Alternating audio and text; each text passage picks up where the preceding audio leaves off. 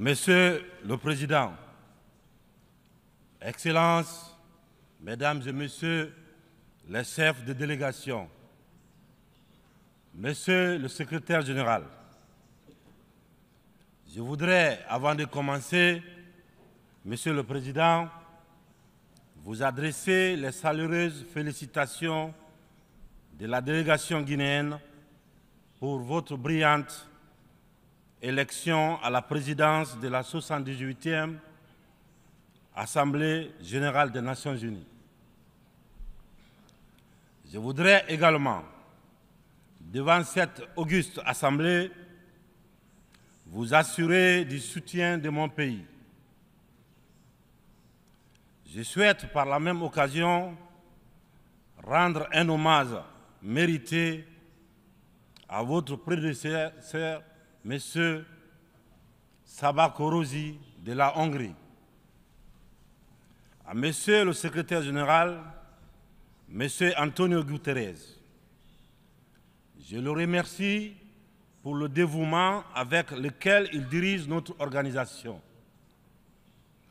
Monsieur le Président, Mesdames et Messieurs, en venant prendre part aux travaux de la 78e section ordinaire, je voudrais m'acquitter d'un devoir, celui de vous transmettre les chaleureuses salutations du peuple souverain de Guinée. Mon pays qui continue de fonder un espoir en l'Organisation des Nations Unies pour trouver des solutions idoines aux questions auxquelles notre monde continue d'être confronté. Dans ce cadre, Monsieur le Président, nous pensons que les fondamentaux qui ont sous-tendu à la création de notre organisation doivent s'adapter aux mutations profondes de notre société. L'objectif du thème de la présente session, paix, prospérité, progrès, durabilité, est d'actualité. Évocateur et mérite une attention particulière de notre part. Épidémie de coups d'État en Afrique. Après celle de la Covid-19, le continent est frappé par celle des putschs militaires, notamment dans les pays francophones du sud du Sahara. C'est tout le monde qui les condamne, qui les sanctionne, qui s'émeut de la réapparition brusque de cette pratique que l'on croyait révolue, à juste titre. Mais j'ai envie de dire que la communauté internationale doit avoir l'honnêteté et la correction de ne pas se contenter de dénoncer les seules conséquences, mais de s'intéresser et de traiter les causes. Les coups d'État, s'ils se sont multipliés ces dernières années en Afrique, c'est bien parce qu'il y a des raisons très profondes. Et pour traiter le mal, Mesdames et Messieurs, il faut s'intéresser aux causes racines. Le putschiste n'est pas seulement celui qui prend les armes, qui renverse un régime. Je souhaite que l'on retienne que les vrais putschistes, les plus nombreux, qui ne font l'objet d'aucune condamnation, c'est aussi ceux qui manigancent, qui utilisent la fourberie, qui trichent pour manipuler les textes de la Constitution afin de se maintenir éternellement au pouvoir.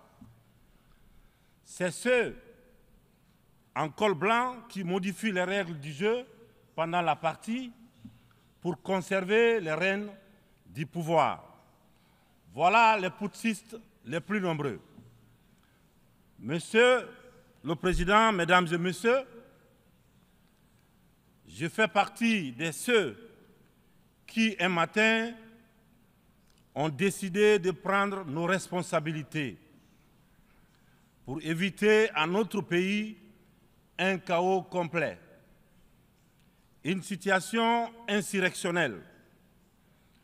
Aucune force politique, toute complètement neutralisée à l'époque, n'avait ni le courage ni les moyens de mettre fin à l'imposture que nous vivions. La rectification institutionnelle à laquelle mes frères d'armes et moi avons pris nos responsabilités le 5 septembre 2021 n'était qu'une conséquence de cette situation de chaos qui avait fini par fissurer le tissu social et mettre à mal le vivre ensemble. Sans être exhaustif, nous pensons que les transitions qui sont en cours en Afrique sont dues à plusieurs facteurs parmi lesquels on peut citer les promesses non tenues, l'endormissement du peuple, le tripatouillage des constitutions par des dirigeants qui ont pour seul souci de se maintenir au pouvoir au détriment du bien-être collectif. Aujourd'hui, le peuple africain sont plus que jamais éveillés et décidés à prendre leur destin en main. La mauvaise répartition des richesses crée des inégalités sans fin. La famine, la misère qui rendent le quotidien de nos populations de plus en plus difficile. Ces inégalités font partie des causes des événements qui mettent en péril surtout le vivre ensemble. Quand les richesses d'un pays sont dans les mains d'une élite, alors que les nouveau-nés meurent dans les hôpitaux par manque de couveuses, il n'est pas surprenant que dans de telles conditions, nous assistons à des transitions pour répondre aux aspirations profondes du peuple. L'Afrique souffre, mesdames et messieurs. Elle souffre d'un modèle de gouvernance qui lui a été imposé. Un modèle certes bon et efficace pour l'Occident, qu'il a conçu au fil de son histoire, mais qui a du mal à passer et à s'adapter à notre réalité, à nos coutumes, à notre environnement. Hélas, j'aimerais dire que la grève n'a pas pris. Je sais que lorsque je dis cela, tout de suite, ils sont nombreux à se dire encore un bidas qui veut tordre le cou à la démocratie. Encore un soldat qui veut imposer sa dictature. Cependant, de façon très claire, sans hypocrisie, sans faux semblant, les jeux dans les jeux, nous sommes tous conscients que ce modèle de démocratie que vous nous avez si insidieusement et savamment imposé après le sommet de la Baule en France, presque de façon religieuse, il ne marche pas. Les différents indices économiques et sociaux sont là pour démontrer que ce n'est pas un jugement de valeur sur la démocratie en elle-même. Croyez-moi, bien entendu, c'est un constat, c'est un bilan. Sur plusieurs décennies d'expérimentation chaotique de ces modèles dans notre environnement, une période où il n'a été question que des outils politiques, au détriment, bien sûr, au détriment de l'essentiel, qui est l'économie, la transformation de nos matières premières sur place. Permettez-moi de pousser l'exercice de vérité un peu plus loin. Avec ma courte mais intense expérience à la gestion d'un État, la Guinée, j'ai mieux mesuré à quel point ce modèle a surtout contribué à entretenir un système d'exploitation et de pillage de nos ressources par les autres, et une corruption très active de nos élites, des leaders nationaux à qui on a souvent accordé des certificats de démocrates. Et en fonction de leur docilité ou de leur aptitude à brader les ressources et les biens de leur peuple, ou encore de leur facilité à céder aux pseudo-recommandations et injonctions des grandes puissances. Je dois d'ailleurs, dans ce sens, confesser que tout ce à quoi je fais face dépasse l'imagination. Ce sont les mêmes qui confessent la démocratie, la transparence, qui dénoncent la mauvaise gouvernance et la corruption, qui dictent les règles. C'est eux qui en offrent très discrètement et sournoisement redoublent de pression pour nous faire céder notre patrimoine dans des contrats léonins. Je comprends certains dirigeants, quelques-uns de mes prédécesseurs, qui, parce qu'ils avaient des fragilités, parce qu'ils étaient sous pression, ou parce qu'ils traînent des casseroles, ou surtout parce qu'ils avaient des agendas politiques, ont cédé à ce qu'on leur demandait. Je les comprends sans les approuver. Certains m'ont même rappelé que si j'avais un agenda politique, je serais moins à l'aise pour mener à bien les réformes auxquelles mon gouvernement et moi nous nous sommes attaqués. Une chose est certaine, nous n'avons qu'une seule préoccupation, le bien-être du peuple et le vivre ensemble. C'est cela notre priorité. C'est pourquoi la transition que je dirige a choisi de se consacrer avec méthode, en fixant les objectifs clairs dans un ordre précis. Le social, l'économie et le politique.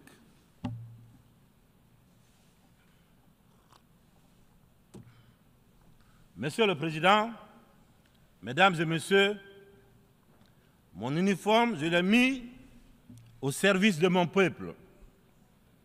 Je vous serai reconnaissant de respecter ces serments, de nous tenir à distance respectable des divisions de toutes sortes que beaucoup essaient de nourrir dans nos pays. Le Sahel traverse l'une des histoires les plus graves de sa très vieille histoire, mais elle a les ressorts nécessaires pour y faire face. Son sens légendaire de la diplomatie doit être libéré afin qu'ensemble, nous nous parlions sans interférence. C'est pourquoi, et pour cela, que la CEDEAO, dont la vocation était économique, doit cesser de se mêler de la politique et privilégier le dialogue. Nous, Africains, nous sommes fatigués, épuisés des catégorisations dans lesquelles les uns et les autres veulent nous mener et surtout veulent nous cantonner. La population de l'Afrique est jeune. Elle n'a pas connu la guerre froide. Elle n'a pas connu la guerre et les guerres idéologiques qui ont façonné le monde pendant les 70 dernières années. C'est pourquoi nous, Africains, nous trouvons insultants les cases, les classements qui tantôt nous placent sous influence des Américains, tantôt sous celle des Anglais, tantôt des Français, tantôt des Chinois, des Russes et même des Turcs. Nous ne sommes ni pro, ni anti-américains, ni pro, ni anti-chinois, ni pro, ni anti-français, ni pro, ni anti-russe, ni pro, ni anti-turc. Nous sommes tout simplement pro-africains. C'est tout.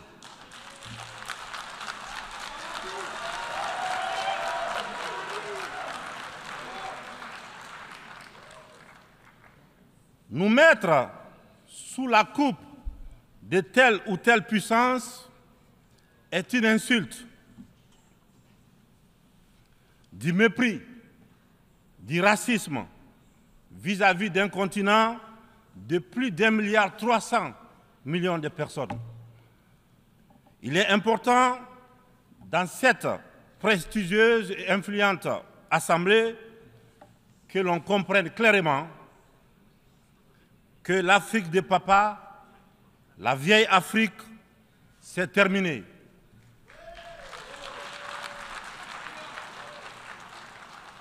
Avec une population de plus d'1 milliard d'Africains, dont environ 70% de jeunes totalement décomplexés, des jeunes ouverts sur le monde et décidés à prendre en main leur destin.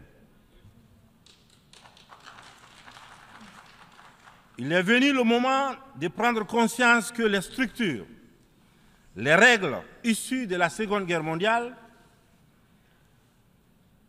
en l'absence de nos États qui n'existaient pas encore, sont obsolètes. C'est la fin d'une époque déséquilibrée, injuste, où nous n'avons pas droit au chapitre. C'est le moment de prendre en compte nos droits, de nous donner notre place, mais aussi et surtout le moment d'arrêter de nous faire de la leçon, de nous prendre de haut, d'arrêter de nous traiter comme des enfants. Rassurez-vous, rassurez-vous, nous sommes suffisamment grands pour savoir ce qui est bien et ce qui est bon pour nous. Nous sommes suffisamment matures pour définir nos priorités, pour concevoir notre modèle qui corresponde à notre identité, à la réalité de nos populations, à ce que nous sommes tout simplement. Nous vous serions fort reconnaissants de nous faire confiance et de nous laisser mener notre barque comme vous l'avez permis dans certaines régions du monde. Vous l'avez permis en Asie, en Proche et Moyen-Orient, pour ne citer que cela. Cette infantilisation est du plus mauvais effet pour une jeunesse africaine qui s'est émancipée. Dans ce contexte, nous sommes tous interpellés et appelés à procéder à une meilleure analyse de la situation en vue d'initier et de poursuivre de nouvelles politiques au bénéfice de tous. La communauté internationale doit regarder l'Afrique avec les yeux neufs. Elle doit entreprendre avec elle désormais une coopération franche dans un esprit de partenariat gagnant-gagnant. Je vous remercie de votre attention.